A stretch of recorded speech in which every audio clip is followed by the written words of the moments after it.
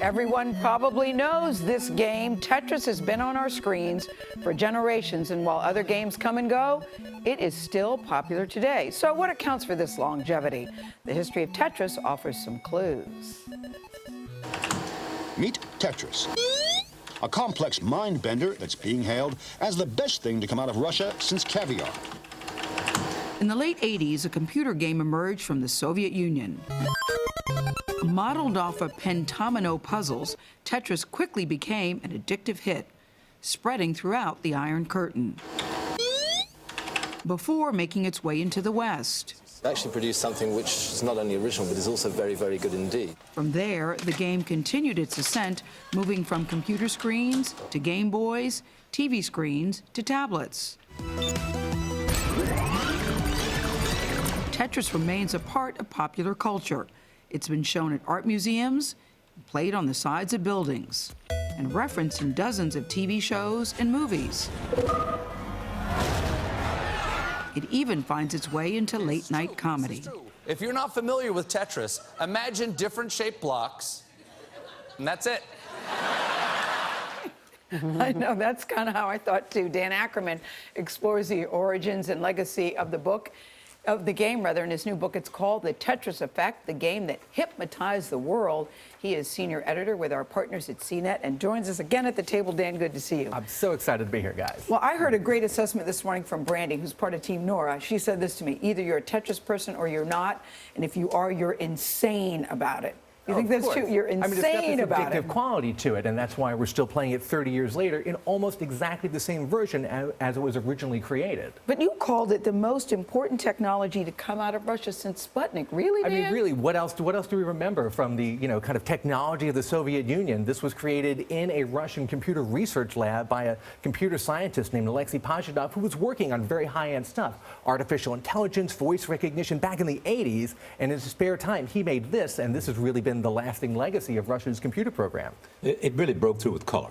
Oh, it did. It did. The original version was black and white, but then later they created versions that worked on, newer computers. They added color, they added sounds. A lot of the stuff that we think of, like the Russian iconography, the cathedrals, the Russian music, those were actually added by Western software publishers later to make it feel sort of secretive and like from behind the Iron Curtain and kind of dangerous. 425 million downloads. Oh, at mobile least. phones. Yeah, that's just the mobile phone version that EA makes, and of course tens and tens of millions more before that on the Nintendo Entertainment System, on the Game Boy, on every console you can think of. And it all started with Alexei because he broke his knee or broke his ankle, and he's sitting in a hospital room as a kid. There was a high school kid in Moscow, and he broke his leg, and he ended up laid up for a while and got into math and puzzles and became a math whiz and a genius, and eventually started to get into early computer programming. In the Soviet Union in the 70s and 80s, not a lot of computer hardware available, but he found a way to become a programmer on these huge mainframes, and then he used his spare time to recreate the puzzle games that he loved as a kid. You know, many of us parents are worried about our kids being hooked on games, especially now on the iPad or whatever. Are there any health benefits or brain benefits to playing Tetris? Over the years, cognitive scientists have separately all come to find this is a great game to use for cognitive experiments. They use it to train people to see what happens to energy efficiency in the brain.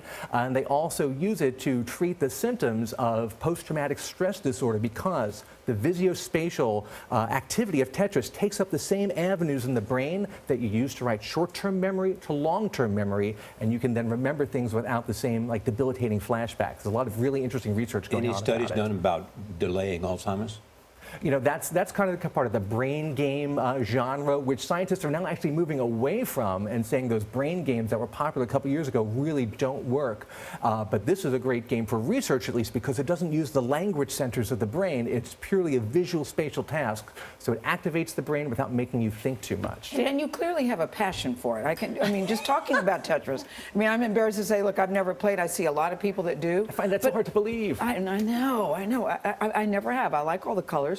But your book, is it a history book? Is it a startup book? Because you've got intrigue, you've got backstabbing. I thought it was an interesting story, but then when I looked at it, I realized it's really a startup story. It's a great parallel to the technology startup stories of today, but it takes place in Russia during the Cold War. And it's amazing that a product from that became such a huge hit. And when Western companies saw money, well, they raced right to it, even though doing business with the Soviet Union was not high on anybody's priority list back then. And you have this interlocking series of backstabbing deals and backroom deals and secret negotiations and races to Moscow. 30 years later, we're still talking about it. Anything know. that you see today that has legs like this 30 years later? I'm going to say Pokemon? Pokemon Go is similar in so many ways because you can just pick it up and play it no matter what country you're from without having to read the instructions, just like Tetris. Dan Ackerman, congratulations. Your Oh, first thank book? you so much. My first book. And I'm so excited to be here with you guys about Congrats. it. Thank you.